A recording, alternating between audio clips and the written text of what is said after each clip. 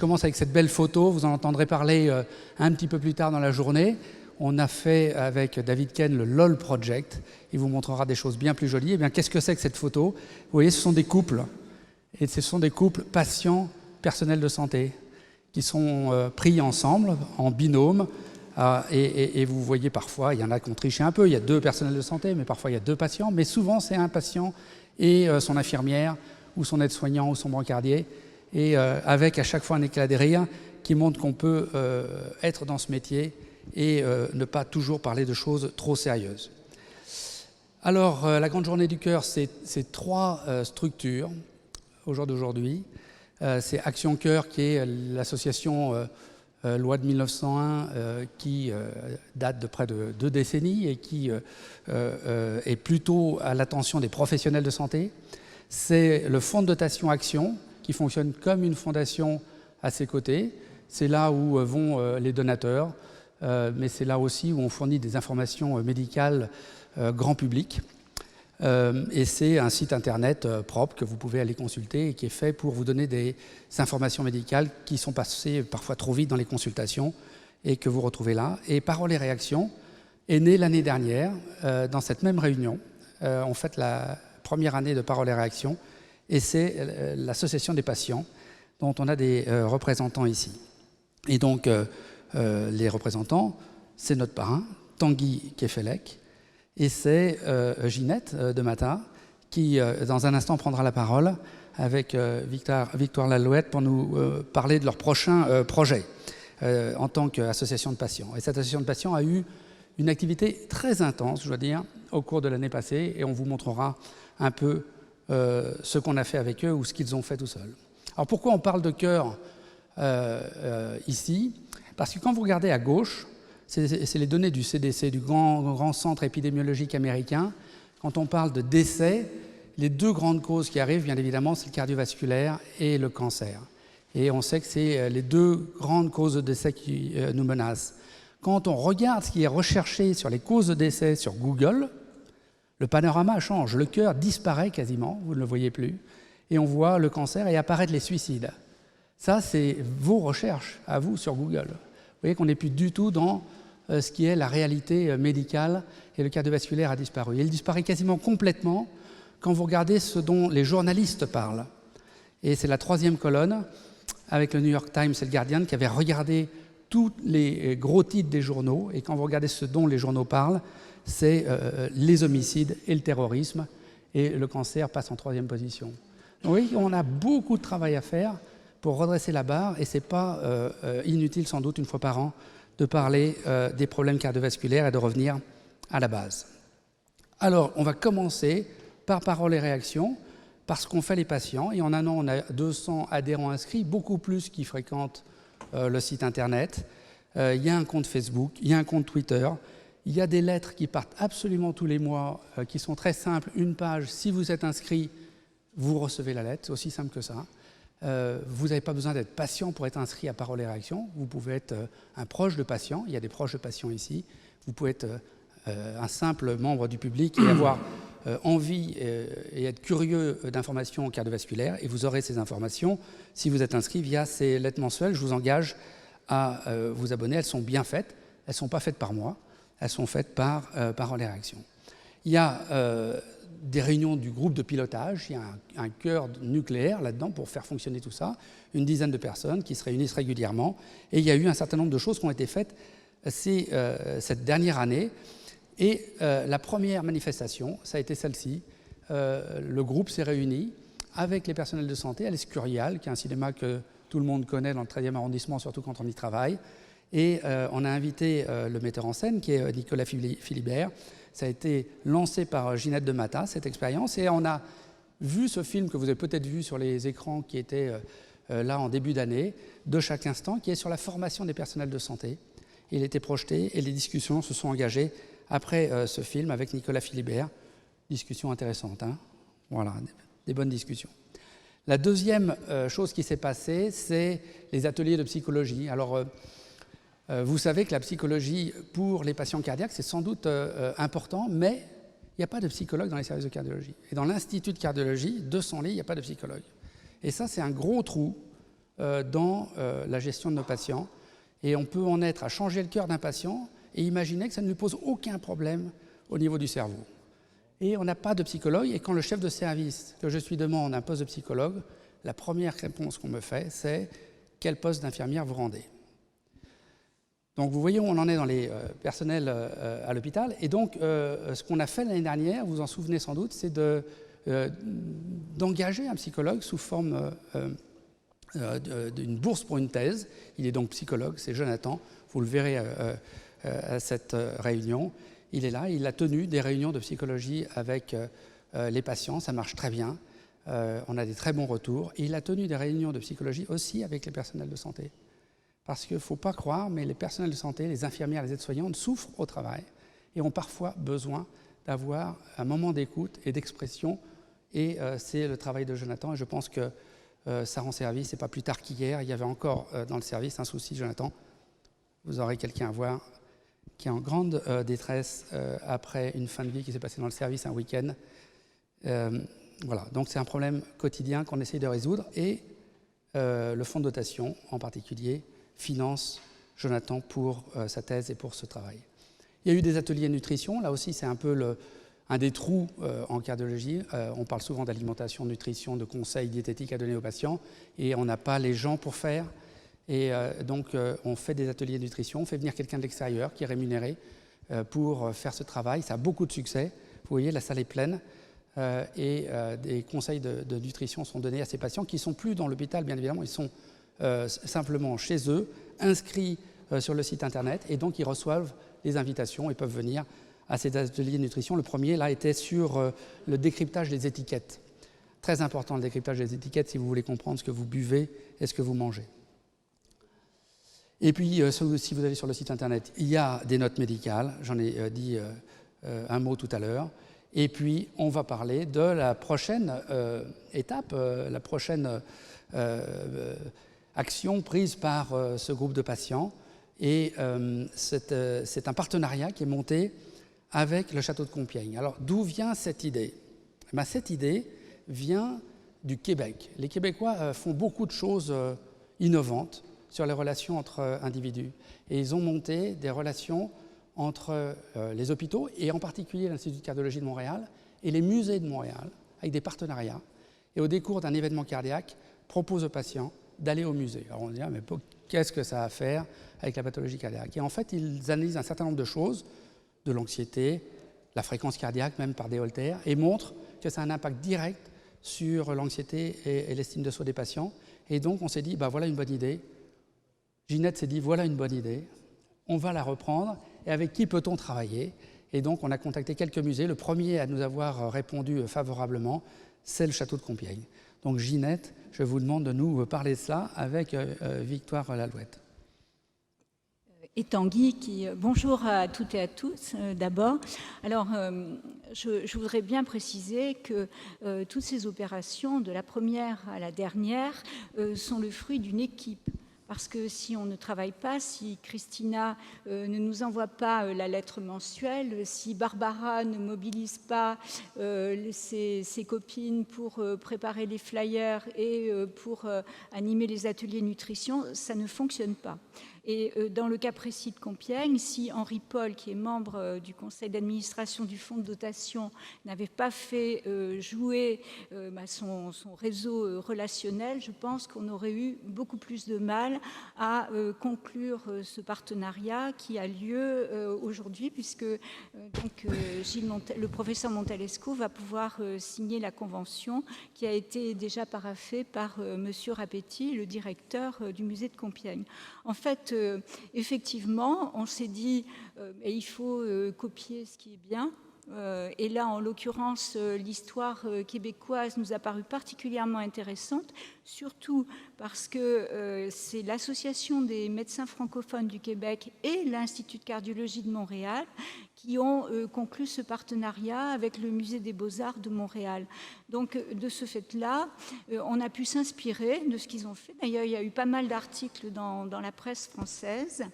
Et nous avons envoyé, je dois dire, nous avons eu un envoyé spécial sur le terrain qui est d'abord allé voir si tout ceci était jouable.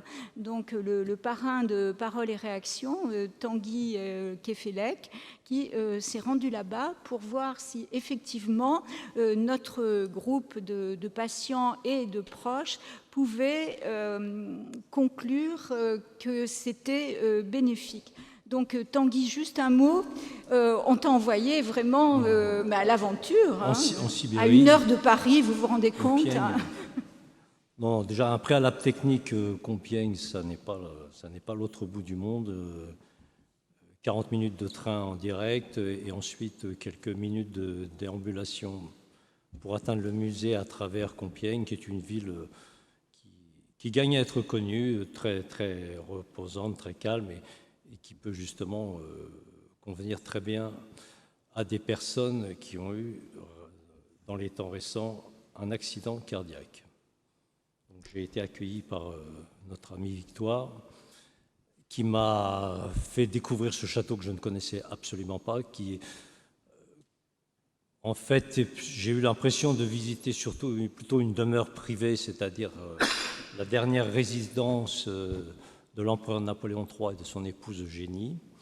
Ensuite, l'endroit a connu divers destinées, notamment il a servi d'hôpital dans les années de la Grande Guerre. Et il y a une véritable... J'ai été vraiment séduit par l'atmosphère du lieu qui est propice notamment à la découverte de différents objets d'histoire, des chambres à coucher, des cuisines. Enfin, on a vraiment l'impression de visiter une maison. Mais il y a une atmosphère très tranquille et qui, contrairement à des musées parisiens type le Louvre ou dans les salles règne une ambiance... On n'a rien contre le Louvre. Hein. Oui, non, surtout qu'on leur a demandé de participer. C'est ça. Voilà. Bon. En tout cas, personnellement, j'ai trouvé l'atmosphère extrêmement reposante et propice aussi à la méditation. Et dans ce lieu du château de Compiègne, m'est revenue une phrase qui n'est pas de moi, mais que j'apprécie beaucoup, qui est « On ne sait rien si on ne sait pas que la vie est tragique ». Je répète, on ne sait rien si on ne sait pas que la vie est tragique. Or, qu'est-ce qu'un infarctus? C'est l'irruption du tragique dans la vie d'un individu, puisque c'est quand même un contact avec ce qui s'appelle la mort.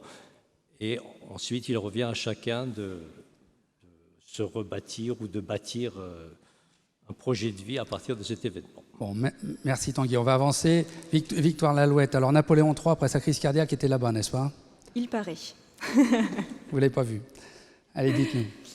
Monsieur le professeur, mesdames et messieurs, les membres d'Action Cœur et de Paroles et Réactions, chers collègues, chers amis, au nom du directeur du château de Compiègne, monsieur Rodolphe Rapetti, qui malheureusement ne peut pas être parmi nous cet après-midi, je tiens sincèrement à vous remercier pour votre invitation à cette grande journée du cœur.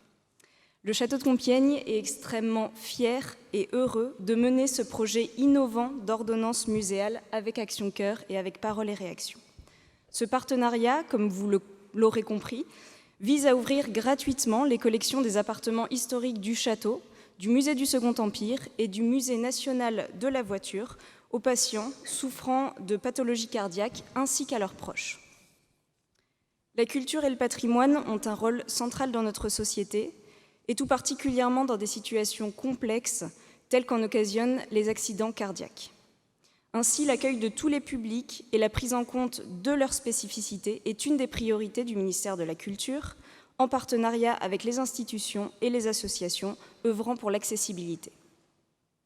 Partir à la chasse avec Louis XV, s'émerveiller devant les splendeurs des ors de la chambre à coucher de Napoléon Ier, découvrir les solutions incroyablement modernes du mobilier du Second Empire et revivre le séjour de Louis Pasteur aux côtés de Napoléon III et d'Eugénie, ou encore imaginer la galerie de bal transformée en hôpital pendant la guerre. Le château de Compiègne est un voyage dans le temps, dans l'histoire et dans les arts. Ce sont donc des rencontres, ces émotions, ces expériences que le château de Compiègne vous invite à vivre en signant ce partenariat, et qui, je l'espère très sincèrement, vous apporteront beaucoup de joie. Donc encore une fois, merci beaucoup à toutes et à tous pour votre travail qui a permis de réaliser ce très beau projet. Merci beaucoup, Victoire Lalouette. L'ordonnance est là. Comme les Québécois, nous remettrons une ordonnance de visite muséale à ces patients qui sortent d'un événement cardiaque et ils pourront accéder à ce musée gratuitement, sans aucun problème à la présentation de cette ordonnance. On ne va pas à la pharmacie, on va au musée. Et on regardera sur les questionnaires ce qui se passe après la visite. Et j'ai appris qu'il y avait un musée de l'automobile à Compiègne. Ça donne envie d'être malade. Bon. Que j'ai négligé. Bon. Allez, on continue. Quelques informations. Le fonds de dotation Action en particulier mène des recherches importantes qui ont vocation à changer les recommandations internationales. Atlantis est sans doute le meilleur exemple. C'est une étude où on randomise des patients pour un traitement après la pose de cette valve par voie percutanée sur la valve aortique. Et on ne sait pas à l'heure actuelle quel est le meilleur traitement. On le saura avec cette étude. Et donc, ça aura un impact sur la vie de tous les jours de ces patients et leur traitement. Alpheus, c'est une étude aussi menée à partir d'Action, qui est aussi une étude multicentrique européenne et qui est en bonne voie. Elle devrait finir l'année prochaine. EDRIFT, une plus petite étude sur les fermetures d'auricules gauche. Sandrine, tu connais ça parfaitement. Et sur les traitements qu'on doit donner ça après la fermeture. L'étude est terminée et a des résultats particulièrement intéressants en faveur des anticoagulants. On en reparlera dans les mois qui viennent. Il y a 3 études qui vont démarrer ou qui ont démarré, qui sont des études académiques et qui sont des études financées en général par ce qu'on appelle des PHRC, c'est-à-dire de l'argent du ministère de la Santé. C'est très difficile à décrocher. Vous voyez que ce sont de grosses études. L'étude ABIS sur l'arrêt des bêta-bloquants après un infarctus. Vous voyez, les médecins se posent la question de quel médicament je dois donner après un infarctus, mais aussi de quel médicament je peux retirer après l'avoir donné, parce que l'effet n'est plus forcément intéressant et les effets secondaires peuvent être là. L'étude Arcachon, menée par le Dr Hamoudi, est une étude du même type de stratégie chez les patients coronariens. Et l'étude encore, une étude du professeur Alain Combe, multicentrique également, plus petite, mais sur des patients extrêmement graves qui ont besoin d'assistance cardiaque au décours d'un choc cardiogénique. Des grosses études qui, elles aussi, ont toute vocation à changer le panorama des traitements donnés à nos patients. Donc vous voyez, on fait de la recherche et on essaye de la faire à un haut niveau. D'autres études sont en gestation. La bonne nouvelle, c'est que le conseil d'administration d'Action a acté, Henri Paul, a acté le fait que nous pourrions penser nous-mêmes à financer une étude de ce type au niveau d'un financement du ministère, PHRC, et que donc dans les mois qui viennent, surveiller le site internet. Il y aura un appel d'offres et on financera une étude randomisée dans le domaine cardiovasculaire et ça sera financé par le fonds de dotation. On continue. Notre activité du fonds de dotation sont les bourses. Vous voyez que régulièrement on donne des bourses. En 2017 et 2018, il y a eu des bourses pour aller à l'étranger, pour des médecins qui ont besoin de finir leur formation dans des grandes équipes universitaires, que ce soit à New York, comme Paul Guédenec, que ce soit à Duke, comme Michel Zetouni en ce moment. On a donné des bourses aussi pour avoir des psychologues dans la maison. Et innovation cette année, on va donner des bourses tout à l'heure à des infirmières pour des projets de recherche en soins infirmiers. Vous savez que c'est compliqué à financer les projets de recherche en soins infirmiers. Et on avait acté une bourse. Et bien en fait, il y a 2 très beaux projets très bien notés qui seront récompensés. Donc il y aura 2 bourses en fait données aujourd'hui. La formation, c'est aussi de la formation pour les professionnels de santé. Les colloquiums, c'est 3 fois par an, c'est pour les médecins. Beaucoup d'entre vous, médecins ici, y ont participé. Et donc, vous voyez, cœur et cerveau, ça a été un thème de l'un de ces colloquiums. C'est l'enseignement post-universitaire de très bon niveau, qui est mis ensuite sur le site internet. Et il y a beaucoup de gens, au-delà de la Pitié-Salpêtrière, en France, qui se connectent pour voir le résultat du colloquium. On sait qu'ils se connectent, y compris en dehors des frontières, dans les pays francophones, parce que ces manifestations sont de qualité. L'information, on fait une fois par mois des réunions de biostatistiques qui ont pour but de faire un cours de statistique par Éric Vico en particulier, qui est quelque part dans la salle. Merci Eric. Et puis on regarde tous les projets en cours au plan biostatistique et tout est analysé après ces dîners qui ont lieu entre 7h30 et 10h30, 11h le soir. Donc les gens sont là, il y a 25 personnes dans la salle qui ne sont pas chez eux et qui viennent travailler sur les statistiques de leurs projets, que ce soit des Master 2, que ce soit des thésards ou que ce soit des seniors. Et on apprend beaucoup de choses. Je pense que ça aussi, c'est un peu unique dans le domaine. On va regrouper toutes ces actions de formation et d'information sous un nouveau logo qui s'appelle Formaction. Voilà la nouveauté pour cette année. L'année dernière, c'était les patients, et Paroles et Réactions, cette année, c'est la formation. Et je pense qu'on aura à peu près bouclé ce que j'appelle la Action Family, la famille Action, avec l'Action Cœur, qui est le site un peu des professionnels pour regarder ce qui se passe dans le domaine de la santé cardiovasculaire, le fonds de dotation qui est plus dirigé vers les patients, Paroles et Réactions qui est l'association des patients, et Formaction qui est la formation, que ce soit des professionnels de santé, médecins, paramédicaux ou même grand public. Et donc sur le site, plateforme unique en train d'être faite, vous pourrez accéder à toutes ces situations différentes. Les réseaux sociaux, on y est, sur Twitter, pour faire de la prévention cardiovasculaire, c'est Action Cœur. On a plus de 600 abonnés. On a un compte Twitter pour Paroles et Réactions, pour les patients, avec des tweets très intéressants qui sont mis en place par les patients.